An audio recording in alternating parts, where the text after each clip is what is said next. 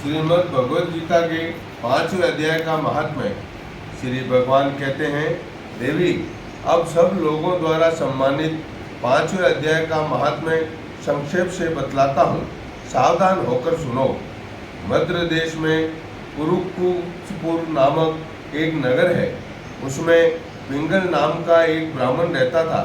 वह वेदपाठी ब्राह्मणों में विख्यात वंश में जो सर्वथा निष्कलंक था उत्पन्न हुआ था, किंतु अपने कुल के लिए उचित वेद शास्त्रों के स्वाध्याय को छोड़कर ढोल आदि बजाते हुए उसने नाच गाने में मन लगाया। गीत, नृत्य और बाजा बजाने की कला में परिश्रम करके पिंगल ने बड़ी प्रसिद्धि प्राप्त कर ली और उसी से उसका राजभवन में भी प्रवेश हो गया। अब वह राजा के साथ रहने लगा और पराई स्त्रियों को बुला बुलाकर उनका उपभोग करने लगा। स्त्रियों के सिवा और कहीं उसका मन नहीं लगता था। धीरे धीरे अभिमान बढ़ जाने से उछमखल होकर वह एकांत में राजा से दूसरों के दोष बतलाने लगा। पिंगल की एक स्त्री थी जिसका नाम था अरुणा। वह नीच कुल में उत्पन्न हुई थी और कामी पुरुषों के साथ विहार करने की इच्छा से सदा उन्हीं की खोज में घुमा करती थी। उसने पति को अपने मार्ग का कंटक समझकर एक दिन आधी रात में घर के भीतर ही उसका सिर काटकर मार डाला और उसकी लाश को जमीन में गाड़ दिया। इस प्रकार प्राणों से वियुक्त होने पर वह यमलोक में पहुंचा और भीषण नरकों का उपभोग करके निर्जन वन में गिद्ध हुआ। अरुणा भी भगंदर रोग से अपने सुंदर शरीर को त्याग कर घोर नरक भोगने के पश्चात उसी वन में सुखी हुई। एक दिन वह दाना चुगने की इच्छा से इधर उधर भुदक रही थी। इतने में ही उस गिद्ध ने पूर्व जन्म के वैर का स्मरण करके उसे अपने तीखे नखों से फाड़ डाला। सूखी घायल होकर पानी से भरी हुई मनुष्य की खोपड़ी में गिरी। गिद्ध पुनः उसकी ओर झपटा।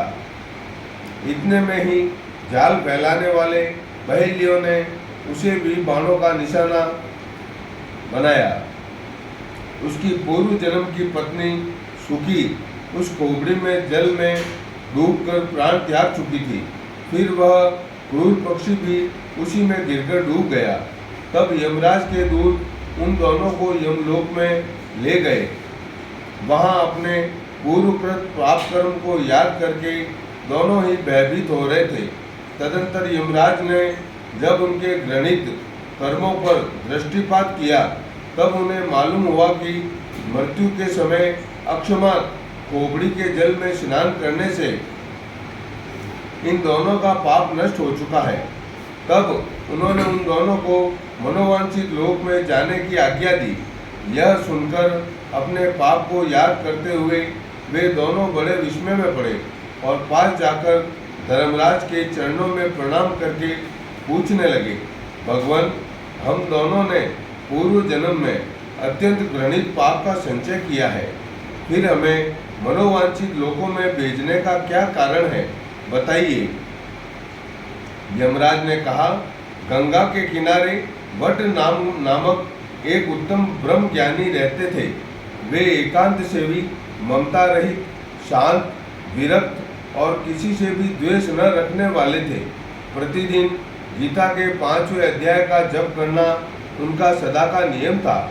5वें अध्याय को श्रवण कर लेने पर महापापी पुरुष भी सनातन ब्रह्म का ज्ञान प्राप्त कर लेता है। उसी पुण्य के प्रभाव से शुद्ध चित होकर उन्होंने अपने शरीर का परित्याग किया था। गीता के पाठ से जिनका शरीर निर्मल हो गया था, जो आत्मज्ञान प्राप्त कर चुके थे, उन्हीं महात्मा की खोपड़ी का जल पाकर तुम दोनों पवित्र हो गए हो। अतः अब तुम दोनों मनोवांछित लोकों को जाओ, क्योंकि गीता के 5वें अध्याय के महात्म्य से तुम दोनों शुद्ध हो गए हो। श्री भगवान कहते हैं, सबके प्रति समान भाव रखने वाले धर्मराज जी के द्वारा इस प्रकार समझाए जाने पर वे दोनों बहुत प्रसन्न हुए और विमान पर बैठकर बैकुंठ धाम को चले गए। श्री कृष्ण गोविंद हरे मुरारी। हे नाथ नारायण वासुदेवा। श्री कृष्णाय नमः। ओम नमो भगवते वासुदेवाय नमः। श्री कृष्णं वंदे जगद्गुरुं।